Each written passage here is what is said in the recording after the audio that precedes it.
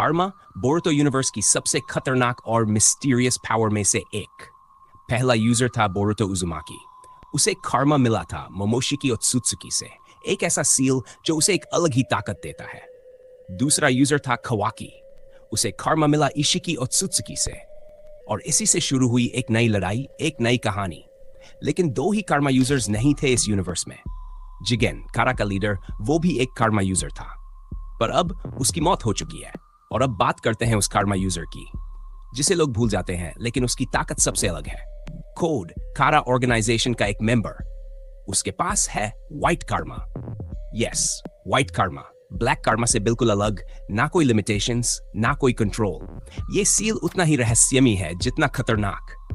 तो इस वीडियो में हम जानेंगे आखिर व्हाइट कार्मा है क्या, कोड इतना पावरफुल क्यों है, और क्या वो बन सकता है सबसे ताकतवर ओत्सुत्सुकी। क्योंकि अब शुरू होता है कार्मा का सच। कोड का white Karma, what is it? उसी तरह जैसे काओकी का कार्मा जुड़ा है इशिकी ओत्सुत्सुकी से, कोड का मिस्ट्री भी उसी से जुड़ा हुआ है।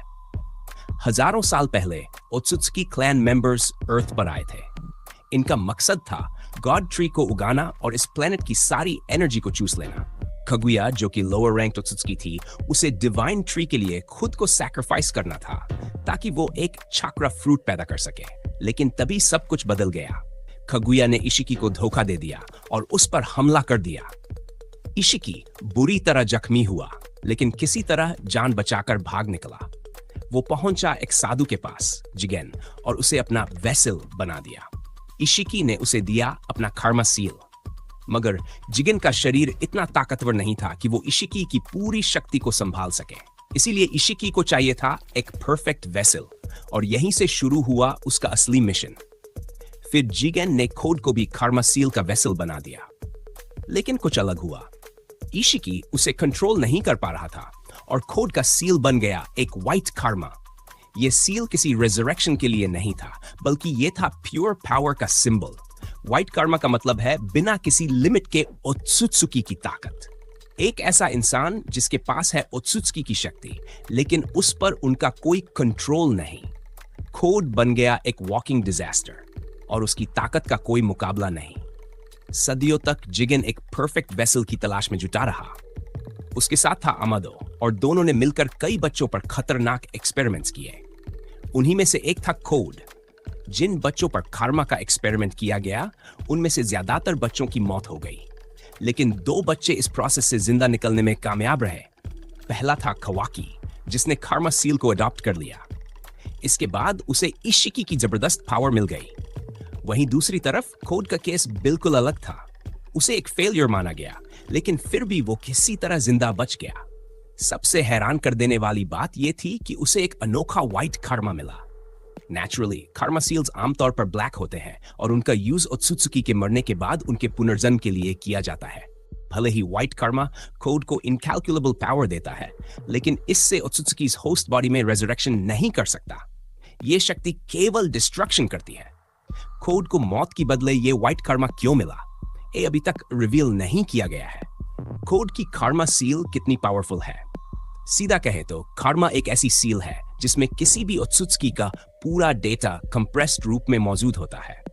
ये सील किसी वेसल को दी जाती है, और वक्त के साथ ये धीरे धीरे उस बॉडी में खुद को एक्सट्रैक्ट करने लगती है।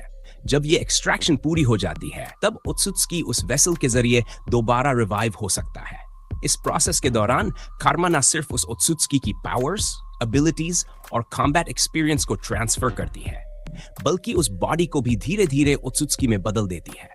कोड का कार्मा थोड़ा अलग है, क्योंकि वो एक व्हाइट कार्मा है। इसका मतलब है कि उसमें ओत्सुत्सुकी को रिवाइव करने की एबिलिटी नहीं है, लेकिन ये फिर भी उसे ओत्सुत्सुकी की पूरी ताकत, स्किल्स और नॉलेज देता है।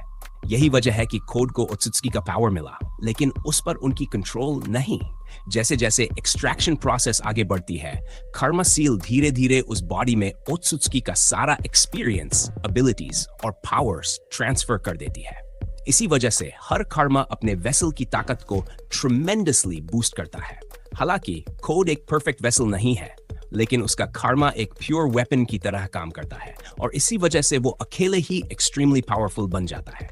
सबसे दिलचस्प बात यह है कि कोड को सिर्फ एक पावरफुल टूल नहीं मिला था, बल्कि उसका व्हाइट कार्मा उसे इतनी ताकत देता है कि वो जिगेन से भी ज्यादा स्ट्रांग बन गया। यहाँ तक कि खारा का लीडर जिगेन भी उसकी ताकत से डरने लगा था।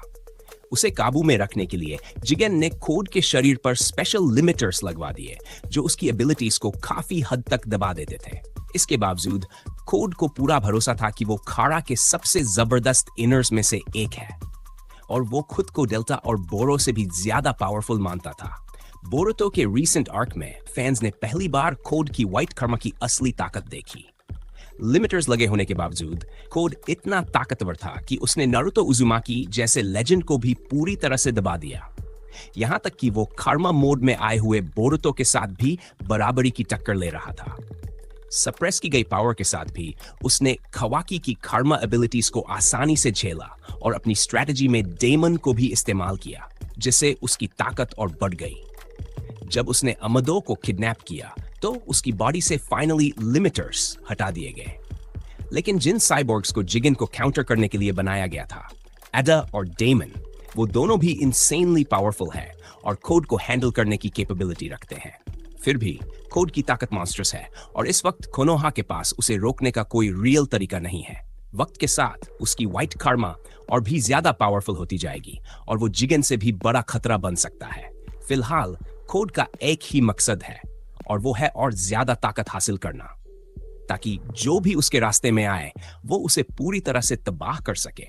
तो भाई, आज का वीडियो यहीं खत्म करते हैं, वरना मेरी चाकरा खत्म हो जाएगी जैसे नारुतो की कुरमा। अगर सब्सक्राइब नहीं किया ना, तो कोड तुम्हारे सपनों में आकर बोलेगा व्हाइट कार्मा एक्टिवेटेड, और लाइक नहीं ठोका तो डेमन तुम्हारी आखिरी सीन मैसेज को रिफ्लेक्ट कर देगा। अबे भाई, सब्सक्राइब कर लो, वरना अगला वीडियो इतना ओपी होगा कि तुम सोचते रह जाओगे this isn't even my final form. चलो फिर, बाय बाय। और हाँ, अगली बार लेकर आएंगे ऐसा कंटेंट जिसे देखकर तुम भी कहोगे दिस चैनल इज गोटेड।